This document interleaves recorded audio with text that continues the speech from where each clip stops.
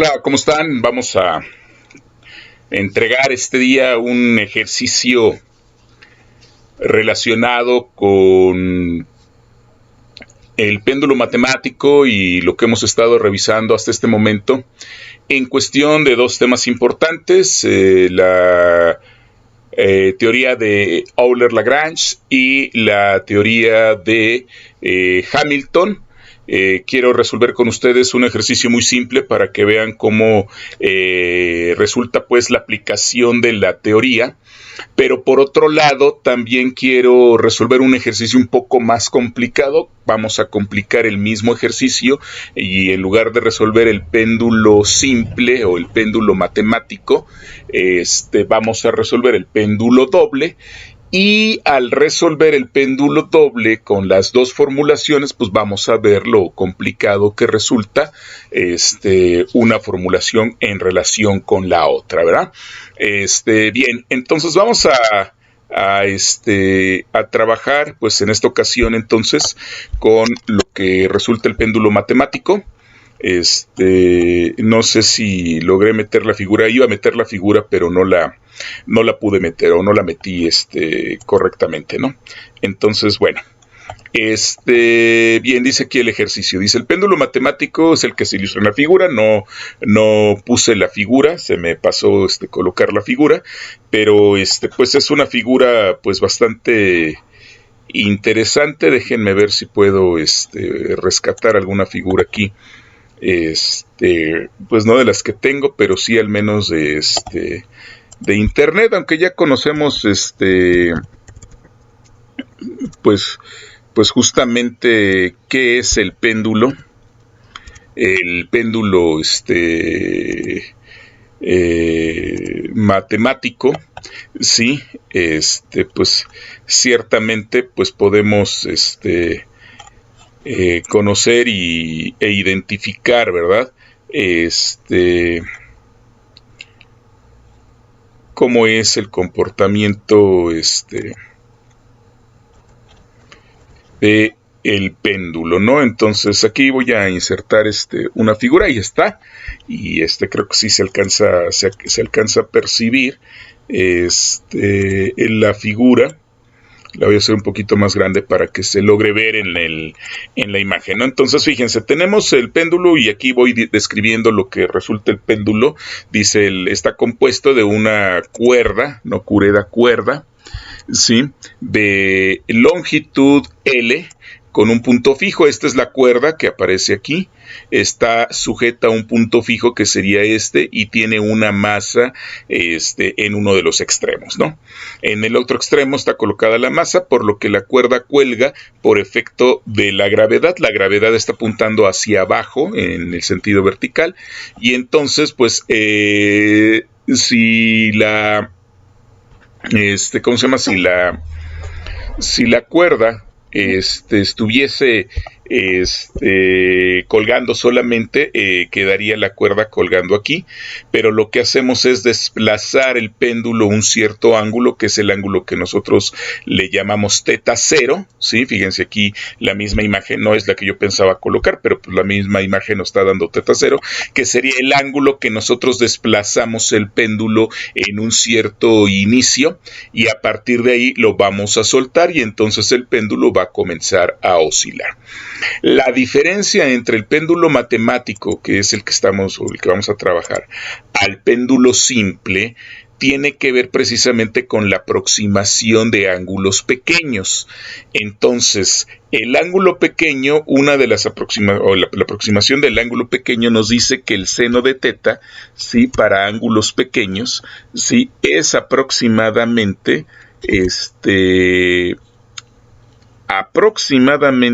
esto es exactamente aproximado a teta.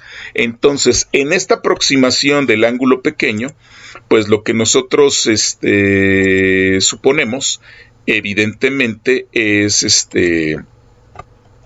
que este ángulo, o más bien el seno del ángulo, yo lo puedo omitir, ¿sí? Y dejaría de trabajar con el seno del ángulo y trabajaría aproximadamente con el ángulo con el ángulo solamente, es decir, sin meterlo dentro de la función trigonométrica. Esta es la aproximación de ángulos pequeños, ¿no?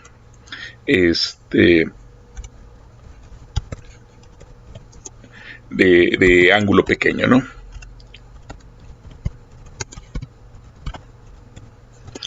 Entonces, esta es pues una aproximación. Tal vez un poquito más adelante les pueda yo platicar un poco más y podamos ver las gráficas de lo que representa la aproximación del ángulo pequeño. Por ejemplo, para el caso del coseno del ángulo, la aproximación para ángulos pequeños, el coseno de teta, es aproximadamente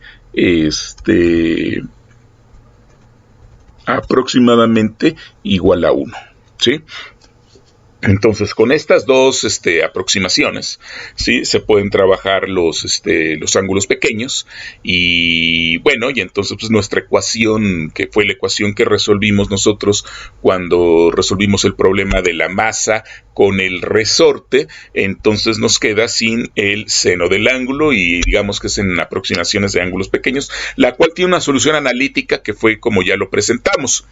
Sin embargo, ahora lo que sí vamos a necesitar es considerar para el caso del péndulo matemático. En el caso del péndulo simple se aplica esta aproximación, pero en el caso del péndulo matemático no se hacen aproximaciones. Al no hacerse aproximaciones, se tiene que trabajar con el seno del ángulo y más adelante, cuando lleguemos a la ecuación, les voy a decir dónde es que ocupamos precisamente la aproximación para el péndulo simple y la no aproximación en el caso del péndulo matemático, ¿no?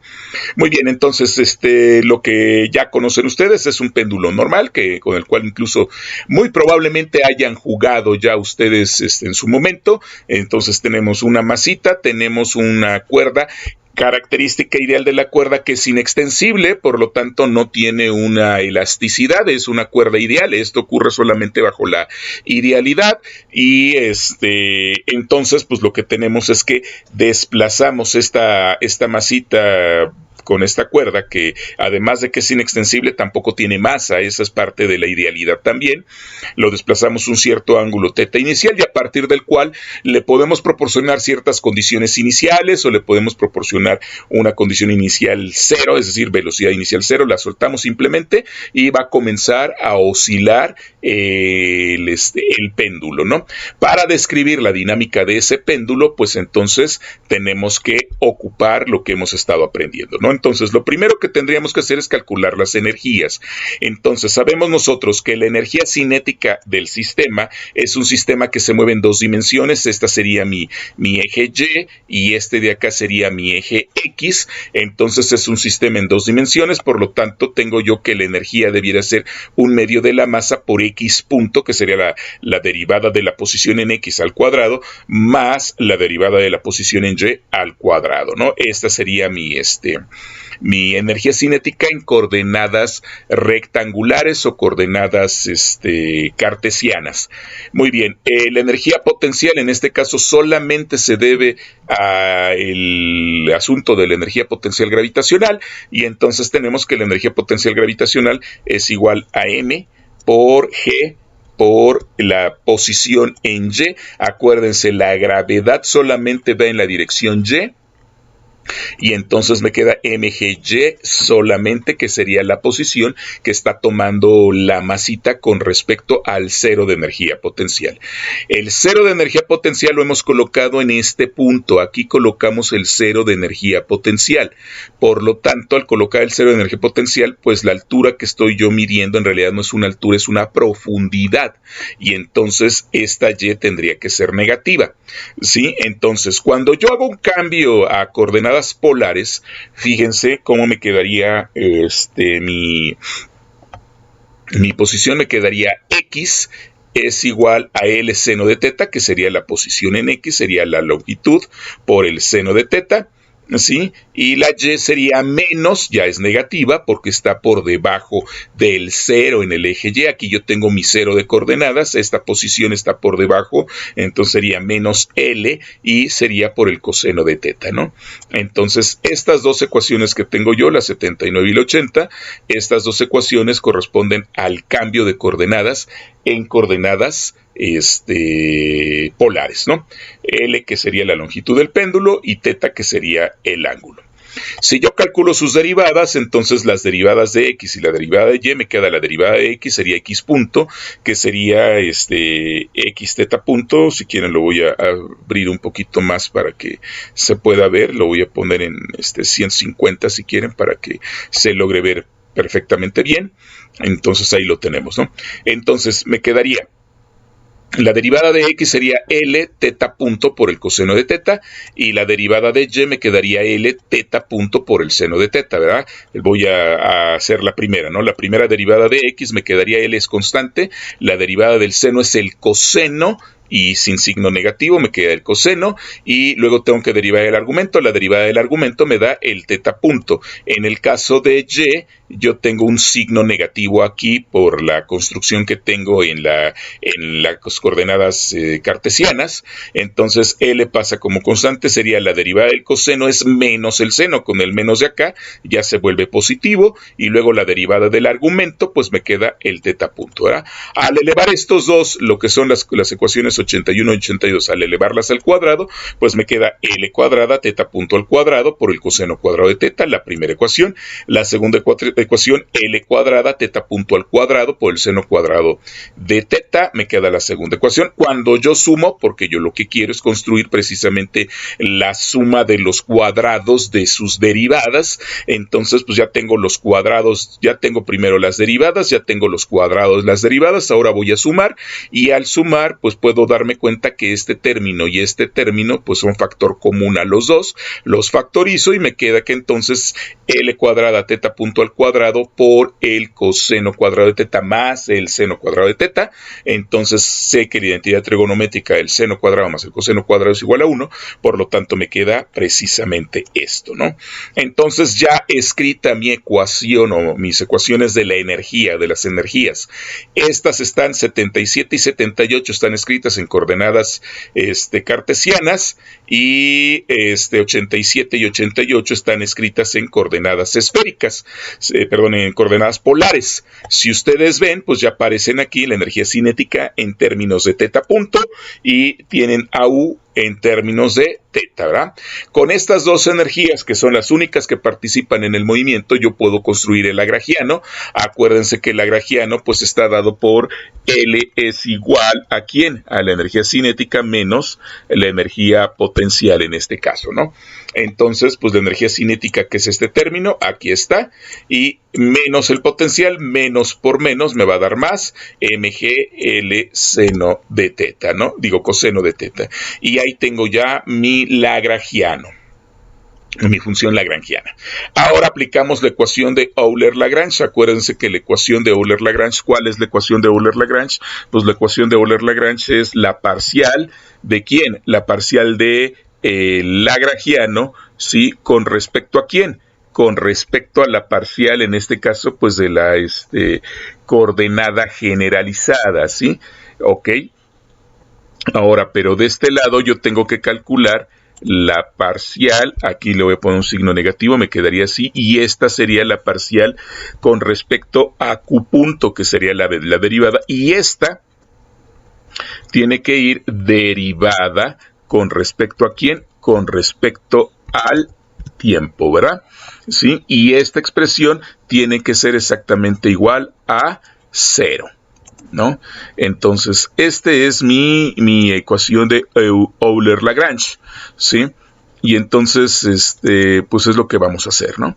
Lo que vamos a hacer es precisamente calcular esta derivada y luego estas otras derivadas, y luego las vamos a hacer. Entonces, mi coordenada generalizada, la única coordenada generalizada que tengo es θ, ¿sí? Su derivada es θ punto. Todo lo demás, L, G, M, L y M y el 1 medio son constantes.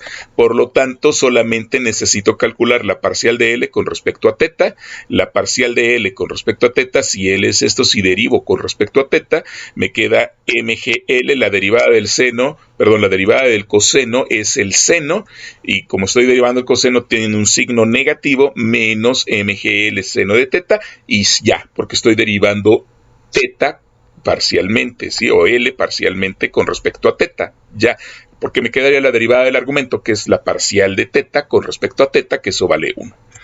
Muy bien, ahora el segundo término sería la parcial de L con respecto a teta punto. El único lugar donde aparece teta punto es este. Baja el 2, cancélele un medio y me queda ML teta punto solita, ¿no? Cuando yo derivo con respecto al tiempo esta expresión, que es justamente lo que tendría que hacer yo acá, entonces pues M y L cuadradas son constantes, la única que depende del tiempo es teta punto, al derivarla me queda teta 2 puntos, ¿no? Y entonces pues al aplicar la ecuación de Euler-Lagrange, que es la que ya tengo aquí, la ecuación número 93, simplemente sustituyo este primer término, que sería ML teta al cuadrado, de teta 2 puntos, ahí está. Y luego menos MGL seno de teta, menos por menos me va a dar más MGL seno de teta, ¿sí? Y entonces ahora lo que hago inmediatamente es dividir entre ML cuadrada. Al dividir toda la expresión entre ML cuadrada, de aquí se cancela y me queda teta 2 puntos, y me queda MGL y me queda MGL entre ML cuadrada, se cancela la masa, y L cuadrada L se cancela L, y entonces yo puedo escribir mi ecuación de esta manera, la ecuación 96, que sería el resultado de haber aplicado la ecuación de Euler-Lagrange al sistema que estamos trabajando, y me queda teta 2 puntos más omega 0 al cuadrado por el seno de teta igual a 0, ¿verdad? Y entonces aquí se ha definido que omega 0 es igual a la raíz cuadrada de G entre L, y esta se conoce como la frecuencia natural de oscilación, ¿sí? Si ustedes analizan, esto tiene unidades de frecuencia. Correcto, ¿no? Entonces, hasta aquí hemos obtenido la ecuación de movimiento del péndulo simple, y es aquí justamente donde se hace la aproximación de ángulos pequeños. Evidentemente esta ecuación es la ecuación del péndulo matemático, y si yo quisiera la ecuación del péndulo simple, pues simplemente aplico yo la aproximación, y entonces me quedaría que esta es la ecuación del péndulo simple, ¿no? Vamos a escribirle aquí péndulo simple, y acá vamos a escribirle péndulo matemático, ¿no? Ok, estas son las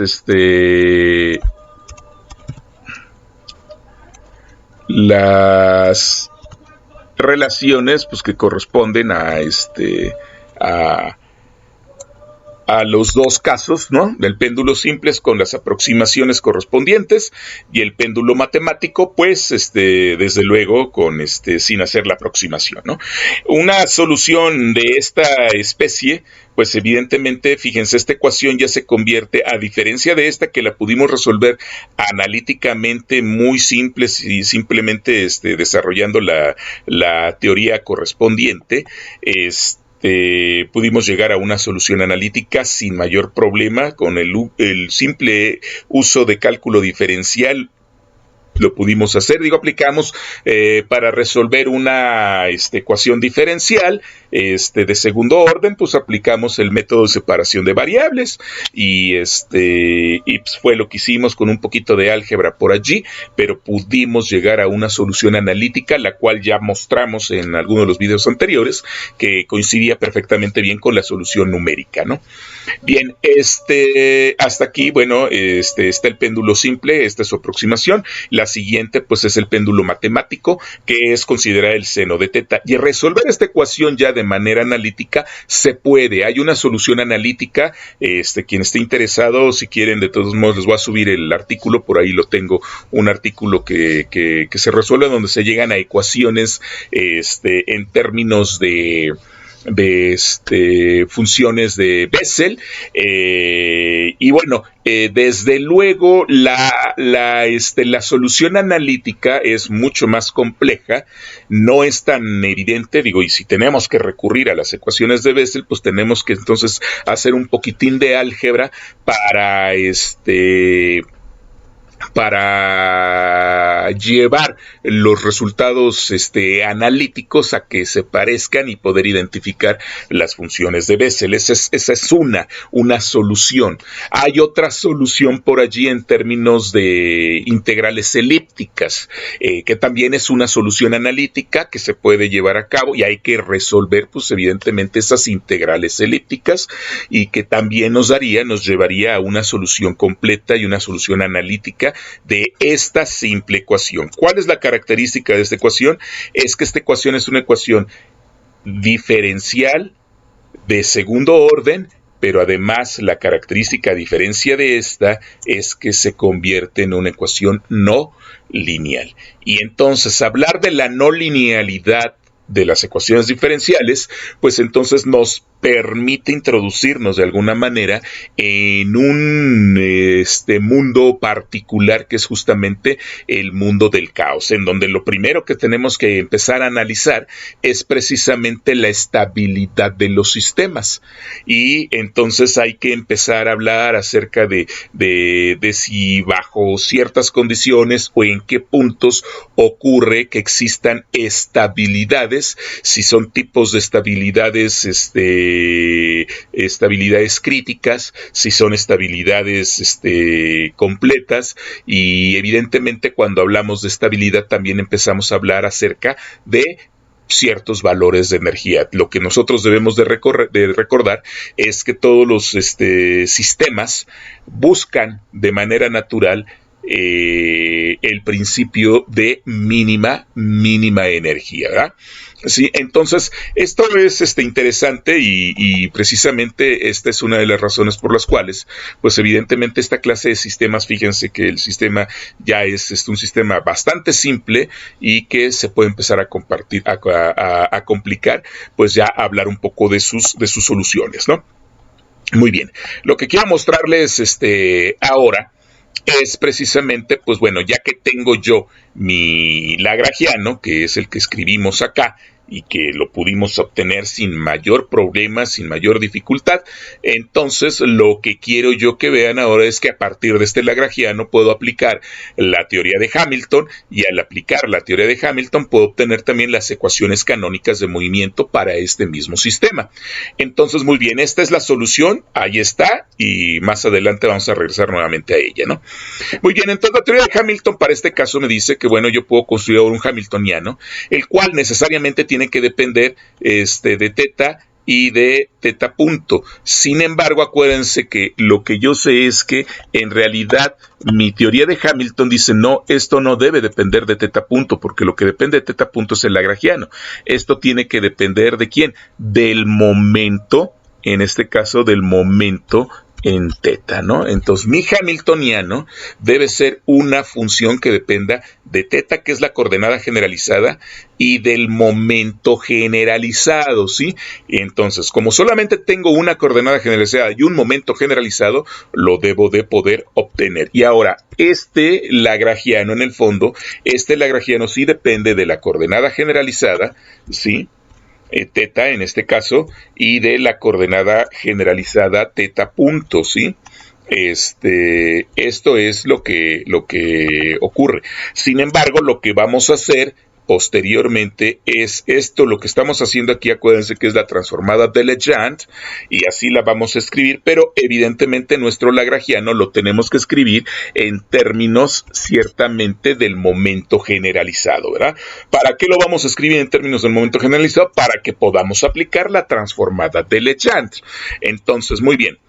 Aquí está la situación, y entonces pues también lo que me dice la teoría de Hamilton es que yo puedo calcular la parcial del lagrangiano con respecto a teta punto, y eso me daría el momento generalizado. Entonces la parcial de L con respecto a teta punto, esa ya la había calculado yo, fíjense, acá la tengo. La parcial de L con respecto a teta punto resulta que es ml cuadrada por teta punto, ¿no? Aquí la volvemos a hacer, no hay mayor problema, ¿sí? Pero acá está el resultado, ml cuadrada por teta punto. Esta es mi coordenada generalizada P de teta, ¿sí?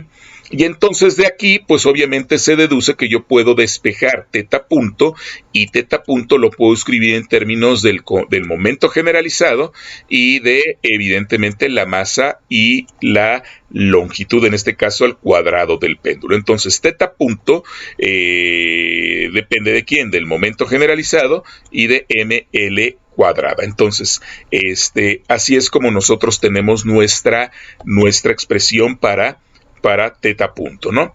Entonces, en esta expresión del hamiltoniano, lo que vamos a hacer es sustituir teta punto, ¿verdad? ¿Sí?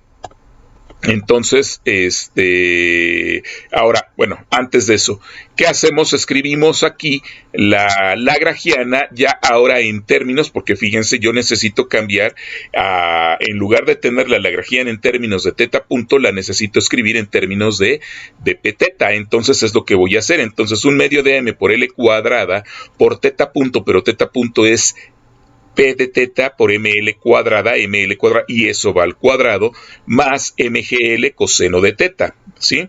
Este es mi lagrangiano ya en términos del momento generalizado. Por lo tanto, entonces, pues meto la expresión ahí, y entonces elevo al cuadrado, me queda p de teta al cuadrado, ml cuadrada se va a cancelar con ml cuadrada, pero abajo me va a quedar una ml cuadrada, y el 2, un medio, pues es el mismo 2 que aparece aquí. Y entonces ahí tengo yo ya mi lagrangiano. Es la energía cinética, nada más que es en energía cinética, en términos del momento generalizado, y tengo mi, energía potencial, la cual no sufre mayor cambio porque esta ya se encuentra en términos de la coordenada generalizada. Acordémonos que evidentemente solamente la energía potencial depende de quién, de las coordenadas generalizadas, nada más, ¿no? Muy bien, entonces ya tengo yo mi lagrangiano en este sentido, y entonces lo que voy a hacer ahora es, ahora sí, meterlo dentro de la transformada de Legendre para poder obtener mi función lagrangiana. Y entonces, para hacer esto, pues lo que tengo es teta punto, ¿sí?, por p de teta, que es el primer término que yo ya tenía. Entonces sustituyo el teta punto, que sería p de teta por ml cuadrada, ¿sí?, que sería justamente este término que tenemos aquí. Luego menos L, que corresponde precisamente a el siguiente término, ¿verdad? Y entonces tengo menos p de teta al cuadrado, que sería este término que está aquí, sobre 2ml cuadrada menos mgl coseno de teta, ¿no? Entonces ahí ya tenemos nosotros el haber aplicado la transformada de Legendre. Entonces nos damos cuenta que este término que aparece aquí, este término corresponde a un término que es entero, y tengo un término que es la mitad, o es el medio de este término que es entero. Por lo tanto, si a un entero completo yo le quito la mitad, lo que voy a obtener es precisamente, pues, la mitad solamente. No me queda p de teta al cuadrado entre 2ml cuadrada menos mgl coseno de teta. Y entonces lo que ya tengo aquí en esta ecuación número 103 es precisamente el hamiltoniano en términos, evidentemente, no de teta punto, sino de p de teta, ¿sí? Y esto es lo que nosotros tenemos. Esta ecuación número 103 que tenemos nosotros es precisamente la ecuación de Hamilton. Es el equivalente, digámoslo de alguna manera, a la ecuación de Lagrange, nada más que en la teoría de Hamilton, y Lagrange obviamente en la formulación hamiltoniana. Muy bien, ya que construimos nuestra ecuación, vamos a checar, fíjense, solamente las unidades de esta cosa, ¿sí? ¿Qué unidades debe de tener? Fíjense, esta parte de aquí no tiene unidades. Es una función trigonométrica, por lo tanto esto solamente es un número, ¿verdad? El ángulo debe estar dado en radianes para que lo pueda yo calcular. Entonces, si estoy en el sistema internacional, las longitudes tienen que estar en metros, la masa tiene que estar en kilogramos y la gravedad está en metros sobre segundos. Por lo tanto, me quedarían kilogramos.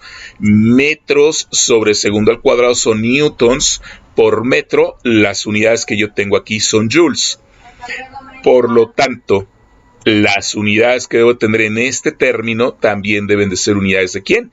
Unidades de joules, ¿sí? Las unidades del momento angular o del momento en teta, pues deben ser newtons por metro, ¿sí? Y al jugar aquí con las unidades, estas unidades también deben estar dadas en joules. Por lo tanto, pues ustedes se pueden dar cuenta que en el fondo, pues esto está relacionado ¿con quién? Con la energía mecánica total del sistema, ¿no? Esto corresponde a la energía total que estaríamos sumando. Precisamente no habría otra cosa más que sumar la energía cinética más la energía potencial, ¿no? Que es justamente, ¿no? En este caso, ¿por qué sabemos que lo podemos hacer? Pues porque nuestro hamiltoniano es un hamiltoniano que no depende implícitamente, o explícitamente, ¿de quién? Del tiempo. Es un hamiltoniano que se conoce como hamiltoniano autónomo o independiente del tiempo, ¿verdad? Es independiente del tiempo. Por lo tanto, bajo esas condiciones, bajo esas características, se puede, y es casi siempre seguro, que el hamiltoniano coincida ¿con quién? Con la energía total, mecánica total del sistema. Muy bien. Dicho lo anterior, pues pasamos entonces a calcular las ecuaciones de movimiento. Para calcular las ecuaciones de movimiento, acuérdense que la teoría de Hamilton pues me dice que lo que yo tengo aquí es que precisamente yo necesito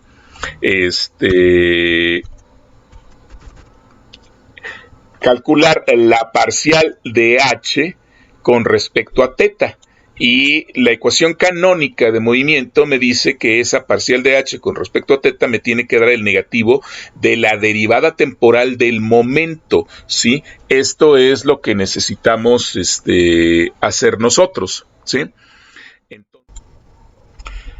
Entonces, pues lo que les decía es que esto es lo que vamos a hacer. Entonces, calculamos la parcial de h con respecto a teta. Aquí tengo h, si yo derivo con respecto a teta, pues lo que tengo es que este término pues no lleva su derivada y me quedaría aquí mgl, la parcial con respecto a teta, aquí está teta, sería mgl que aparece aquí, ¿correcto?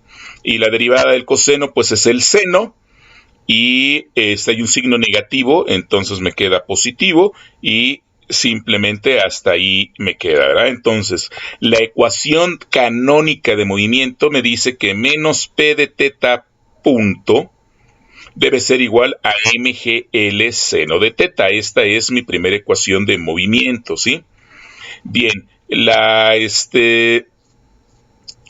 segunda ecuación de movimiento, que sería la ecuación correspondiente a la variable teta punto, pues me dice, tómate el hamiltoniano, aquí está el hamiltoniano, y derívalo con respecto a p teta, ¿sí? Acuérdense que son las ecuaciones cruzadas, ¿no?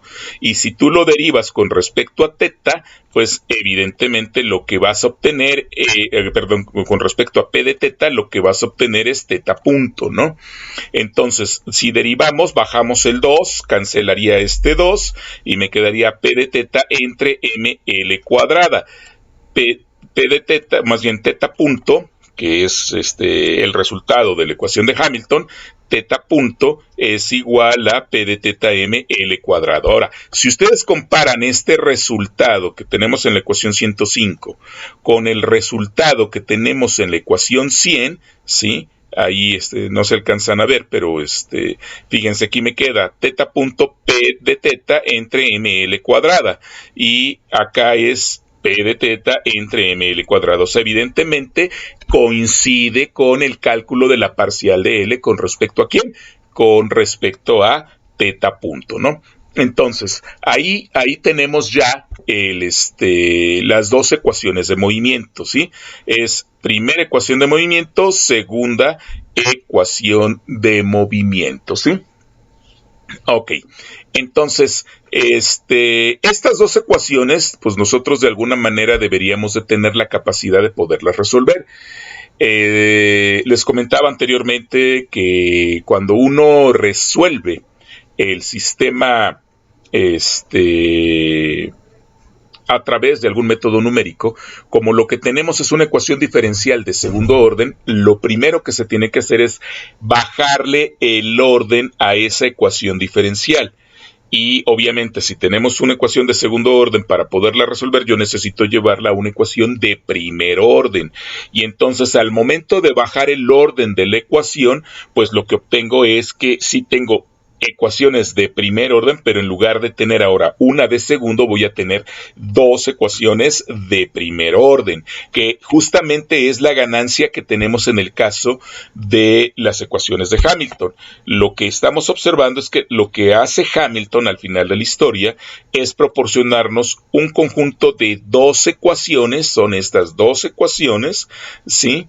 Que son de primer orden, sí, pero pues evidentemente pues están relacionadas, ¿verdad? ¿Cómo están relacionadas? Pues yo tengo aquí la derivada de teta y aquí yo tengo teta, ¿no? Entonces, para conocer a teta, yo necesito de alguna manera poder resolver esta de acá. Y sin embargo, yo aquí tengo a teta y acá tengo a teta punto, ¿verdad? Entonces, por eso es que decimos que están relacionadas. Entonces, fíjense, ¿qué es lo que vamos a hacer? Lo que vamos a hacer es calcular la derivada con respecto a teta, ¿sí? En este caso ahí a teta punto, perdón. Entonces, pues si yo voy a derivar de este lado con respecto a teta, al tiempo, de este lado también tengo que derivar con respecto al tiempo. Entonces, cuando yo derivo de este lado, pues me queda teta 2 puntos, ¿sí? Es la segunda derivada con respecto al tiempo de teta. Y cuando derivo de este lado, lo único que depende de teta, ¿quién es? Pues es el momento, por lo tanto me queda la derivada o la teta punto, ¿verdad? Sí, ahora, de aquí yo puedo despejar a P de teta. Si yo despejo P de teta, entonces me quedaría que P de teta o la derivada de P es igual a teta 2 puntos ml cuadrada, ¿sí? Ahí tengo a P punto, ¿sí? Y este P punto lo puedo sustituir aquí. Al sustituir este P punto de teta, entonces lo que obtengo, fíjense, es precisamente menos, por el menos que yo tengo acá, menos teta 2 puntos ml cuadrada, que es esto exactamente, y del otro lado yo tengo mgl seno de teta. Si divido entre ml cuadrada, pues me queda precisamente G entre L, y acuérdense que G entre L, ¿quién es? G entre L es omega cuadrada de teta. Entonces, si ustedes observan la ecuación 111, que es la que tenemos nosotros aquí, esta ecuación 111 corresponde precisamente a la ecuación 97 que tenemos nosotros acá, que fue la que obtuvimos a través de la mecánica de Lagrange, ¿sí? Y entonces, tengo yo la ecuación de movimiento del péndulo matemático, perdón, a la 96, no a la 97, sí, que es la misma ecuación que yo tengo acá. La 96 es la misma ecuación que yo tengo acá en la ecuación número 111, ¿verdad? Por lo tanto, pues ustedes pueden ver claramente que si yo sigo la teoría de Lagrange, al aplicar la teoría de Lagrange obtengo una ecuación de movimiento. Si me voy por el camino de Hamilton, entonces en lugar de aplicar la ecuación de Euler-Lagrange, ya que construya yo el lagrangiano, construyo mi hamiltoniano, y una vez que tengo mi hamiltoniano, me voy, ya lo puedo escribir mi hamiltoniano como debe ser, y después me voy precisamente al hecho de obtener lo que sería mis ecuaciones canónicas de movimiento. Al resolver estas ecuaciones canónicas de movimiento, lo que voy a obtener fundamentalmente es, pues, la misma ecuación de movimiento. Entonces, fíjense, aquí el cambio es significativo. De dos ecuaciones de primer grado que tengo, que están relacionadas, que están acopladas, decimos en el argot correcto, ¿sí? Puedo llevarla a una sola ecuación, pero nada más que ¿qué fue lo que perdí? Perdí una ecuación y gané también un orden en la ecuación diferencial, ¿sí? En Lagrange, ¿qué es lo que tengo? Pues lo que tengo es una ecuación sola, una ecuación de movimiento, pero para poderla resolver yo tendría que descomponerla en dos ecuaciones de menor orden, que serían las ecuaciones equivalentes ¿a quién? Precisamente a las ecuaciones 104 y 105, que son las ecuaciones de movimiento de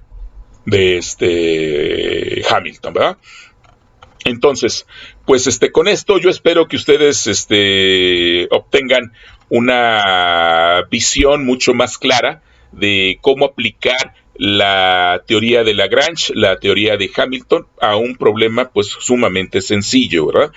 Voy a detener aquí esta entrega, este video, y en cuanto termine el siguiente, que es el péndulo doble, como les comentaba anteriormente, no lo voy a concluir completo porque van a ver que se vuelve realmente algo complicado, ¿no? Bueno, muy bien, nos vemos ahorita en la siguiente entrega. Chao.